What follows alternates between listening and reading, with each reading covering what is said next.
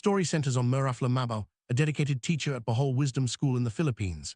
Mabao began her teaching career in 2007 and was recognized for her diligence and commitment. However, in September 2016, her life took a dramatic turn.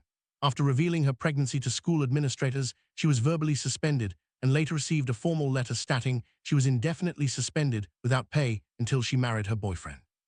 School cited its moral standards as the basis for this action, claiming that Mabao's premarital pregnancy was an act of immorality. Feeling wronged, Mabao filed a complaint for illegal suspension and dismissal, seeking justice and the benefits she believed she was entitled to. This set the stage for a legal battle that would test the boundaries between religious morality and public secular law. Case moved through several legal stages. Initially, the labor arbiter ruled in favor of Mabao, declaring her constructively dismissed and awarding her back wages and benefits. However, the National Labor Relations Commission, NLRC, reversed this decision, finding no evidence of dismissal and stating that Mabao was only suspended. The Court of Appeals then stepped in, agreeing there was no constructive dismissal, but ruling that Mabao's suspension was illegal. Appellate Court emphasized that the school's moral standards, rooted in religious beliefs, could not override public and secular morality as defined by law.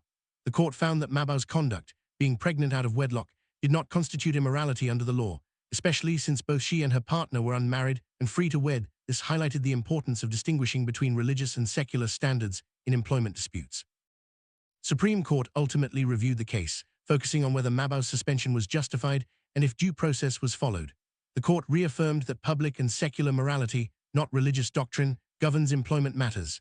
It ruled that Mabao's suspension for premarital pregnancy was illegal, as her actions did not violate any law or public policy.